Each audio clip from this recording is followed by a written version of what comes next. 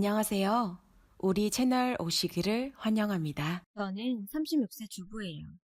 저에겐 5살 아들과 2살 딸이 있는데요. 남매를 키우며 다짐했던 게 하나 있어요. 그 이야기를 하려고 이렇게 사연을 보내게 되었고요.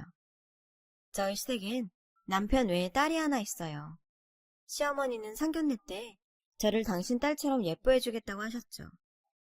전 친정엄마가 일찍 돌아가셔서 엄마 정을 못 받고 자랐거든요. 그래서 시어머님의 그 말씀이 그렇게 고마울 수가 없었죠. 저희 아빠도 이런 집이라면 마음 놓고 딸을 시집 보낼 수 있겠다시며 사위를 아들처럼 생각하겠다고 하셨고요. 그때까지는 저는 남편도 남편이지만 시어머님을 잘 만나서 정말 다행이라고 생각하고 있었어요. 하지만 저의 이런 생각은 신혼여행을 다녀온 뒤 완전 바뀌게 되었죠.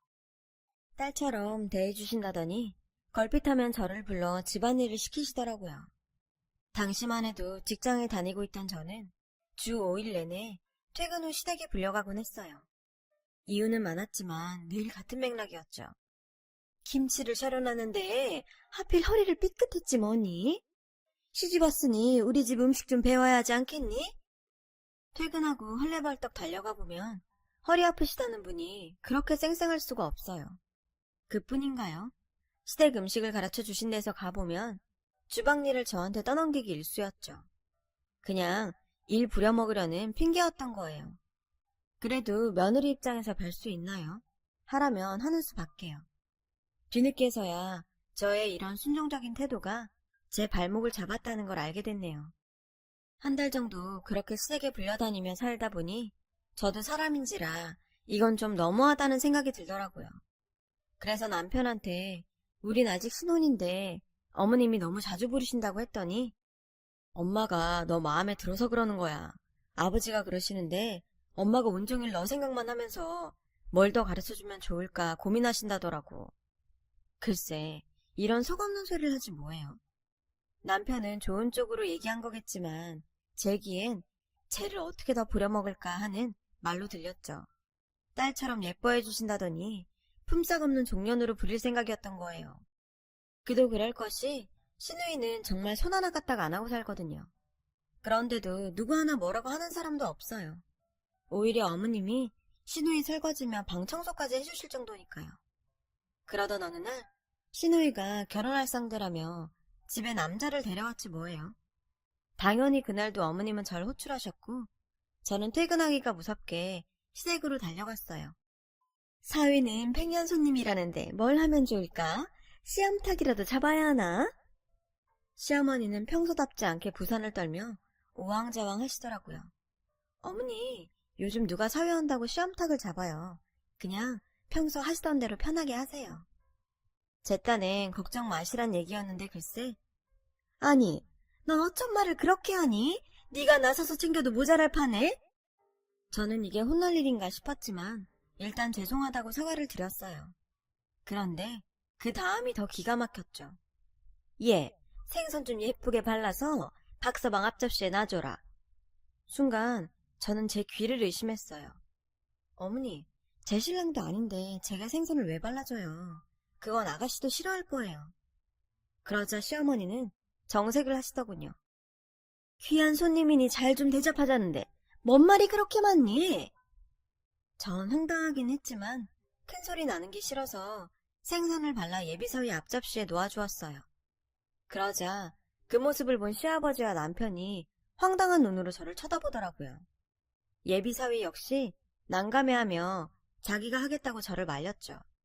그때 마침 어머님이 자리로 오셨어요. 아유, 그냥 얘 보고 발라달라고 해요. 우리 집에 온 귀한 손님인데 그 정도 대접은 받아야지. 그러니 사양 말고 차린 건 없지만 많이 들어요.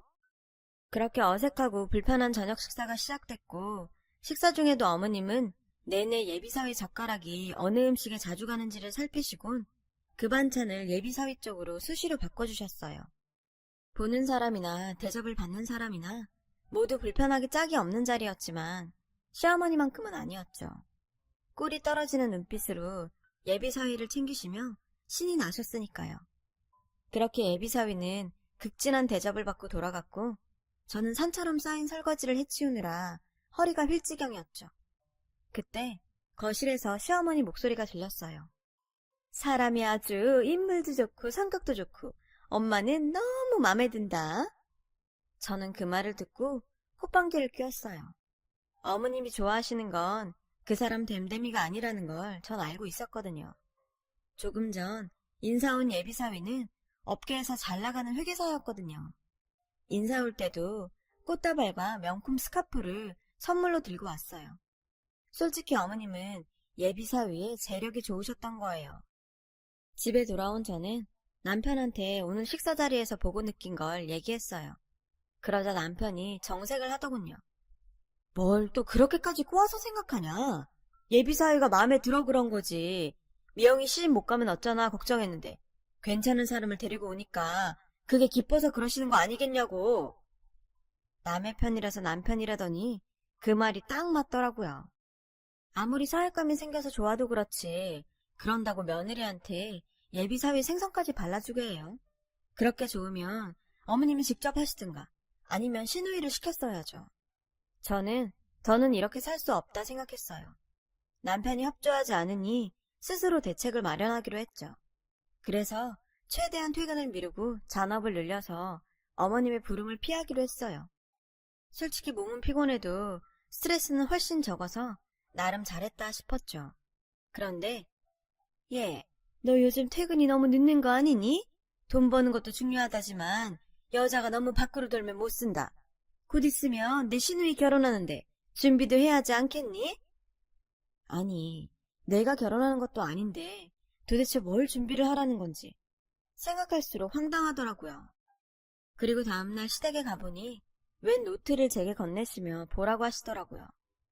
어머니, 이게 뭐예요? 뭐긴, 내가 대충 정리한 혼수 목록이다. 나는 늙어서 뭐가 좋은지 모르지 않니? 넌 시집 온 지 얼마 안 됐으니 잘 알 거 아니냐. 그러니 한번 봐라. 혼수엔 냉장고, TV, 소파, 침대 등 혼수 목록이 빼곡하게 적혀 있었어요. 설마 이 많은 걸 다 하시는 건 아니죠? 딱 봐도 견적이 어마어마했어요. 그런데 그 순간 싸한 기분이 들더라고요. 전 설마 하는 마음으로 비용 문제에 대해 여쭈어보았어요. 그랬더니 얘는 그 돈을 왜 내가 내니? 그중에 네가 할 수 있는 건 네가 하고 미영이가 할 수 있는 건 미영이 보고 하래서 서로 나눠서 해야지. 전 기가 막혀서 본심이 나와버렸어요. 네? 제가 그걸 왜 해요? 그러자 시어머니는 황당하다는 듯 저를 쳐다보셨어요. 넌 올케라는 애가 시누이 시집 가는데 아무것도 안 하려고 했니? 오히려 저를 쏘아붙이시더라고요. 저는 이대로는 안 되겠다 싶어서 솔직히 말씀드렸어요. 어머니, 저희 결혼하느라 가진 건 은행 대출금이랑 카드빚밖에 없어요. 성의 표시 정도야 하겠지만 솔직히 저희 형편에 이런 목록들은 무리예요. 제 말에 시어머니는 인상을 팍 쓰시더니 제 손에 들려있던 노트를 신경질적으로 뺏어가셨어요. 그런데도 저는 딱히 뭐라 할 말이 없었죠. 그 일이 있고부터 시어머니는 저에게 서운해서인지 연락을 뚝 끊으셨고 저는 조금은 신경 쓰였지만 일부러 야근하지 않아도 호출당할 일이 없으니 솔직히 편하다 생각했어요. 이렇게 지내는 것도 나쁘지 않다고 생각할 정도로요. 그런데 어느 날 남편의 급여통장 지출 내역을 확인하다 눈에 띄게 많이 나온 카드값에 불길한 예감이 들었어요. 자기야, 이번 달 카드값이 왜 이렇게 많이 나왔어? 그러자 남편이 눈치를 보며 말하더군요.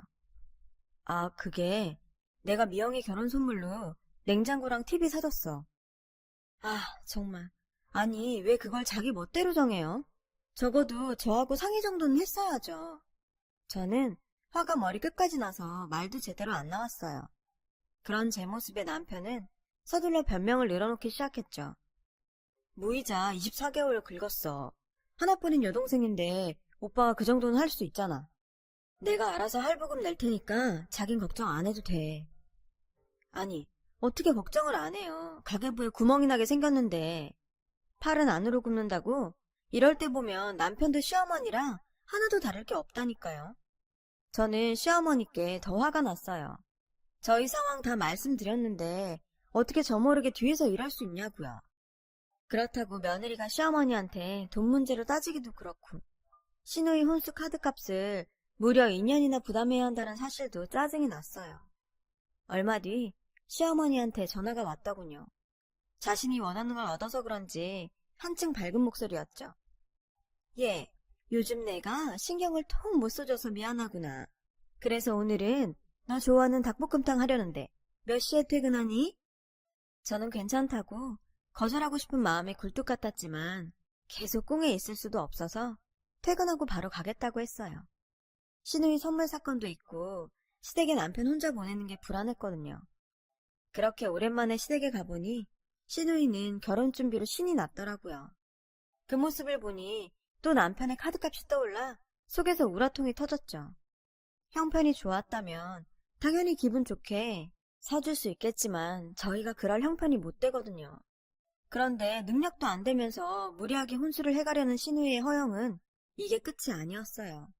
글쎄, 결혼 전에 100만 원이 넘는 웨딩케어를 받아야 한다며 난리지 뭐예요. 거기다 신혼여행 갈 때 샤넬백 정도는 들고 가야 기가 죽지 않는다나 뭐라나 말도 안 되는 소리를 하더라고요. 철딱서니 없는 시누이 말에 전 정말 기가 차서 표정 관리가 안 되더라고요. 근데 하필 이런 제 모습을 시어머니가 보셔서 사태는 더욱 심각한 상황에 빠지고 말았죠. 예, 넌 표정이 왜 그 모양이니? 너 기분 풀어주려고 우리 식구들은 좋아하지도 않은 닭볶음탕까지 만들어 바쳤는데 꼭 그딴 표정으로 시애미한테 시위를 해야겠어? 결국 저는 불같이 역정을 내시는 시어머니한테 잘못했다고 사과를 해야 했어요.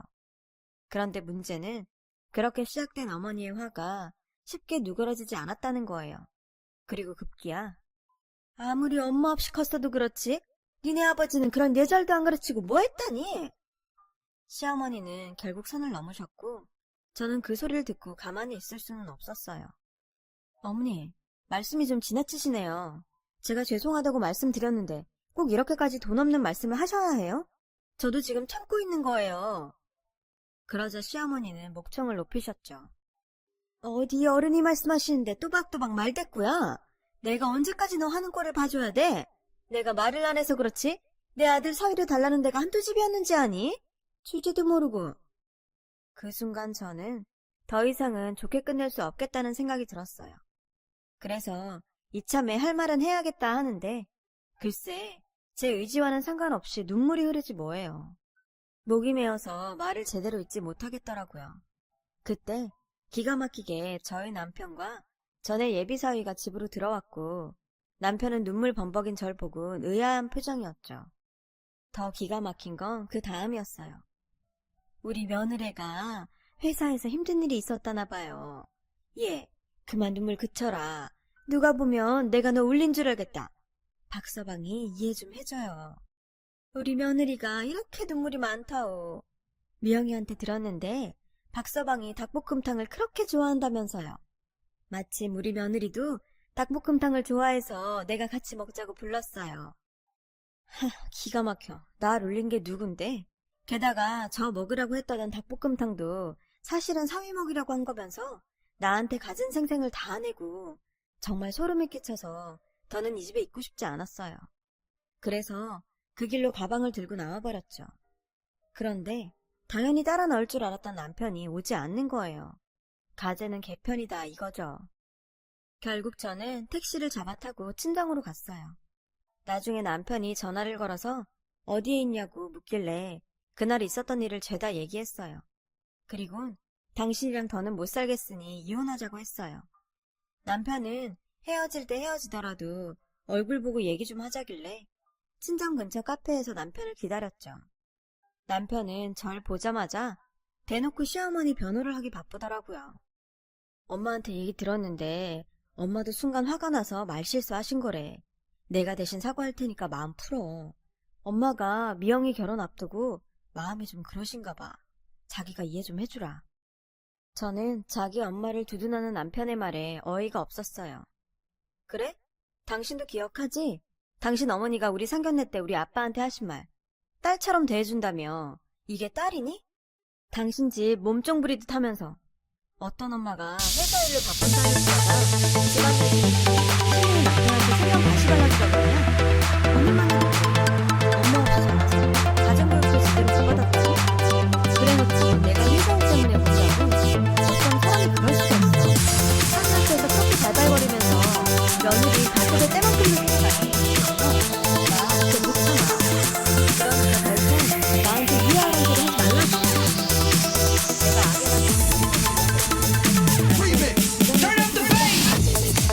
그리고 마음에서 없는 일을 하거든. 그래, 알았어. 자기 마음 다 이해해. 내가 앞으로 자기 부모님이랑 진짜 만날게. 엄마한테도 잘 해달라고 응? 게다가 자기가 이미 살고 있으면 나도 알지만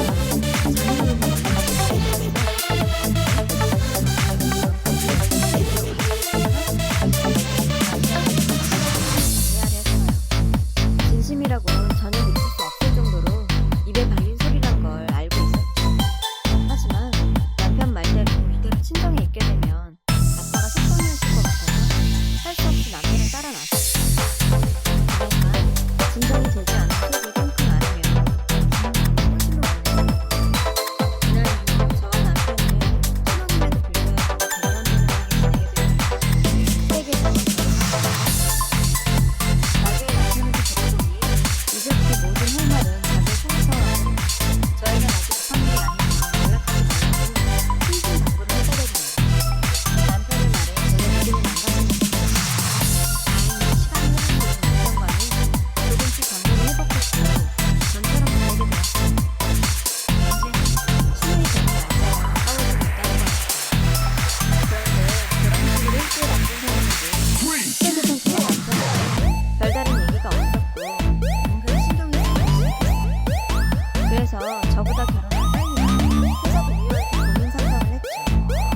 동료는 나중에 뒷탈이 없게 하면 마음이 아파서 응원을 다시 한번 해보라고 하더라고요. 저도 그게 맞는 것 같아요. 그래서 신랑과 아가씨 결혼식이 다가오고 지난번 얘기 있으면서 전화 한번 드렸어요. 처음엔 대면대면 하던 시어머니는 통화가 길어지자 예전 모습으로 돌아오셨고 결국 모두가 제 탓으로 보시죠. 괜히 전화했다는 생각이 머릿속에 맴돌더라고요.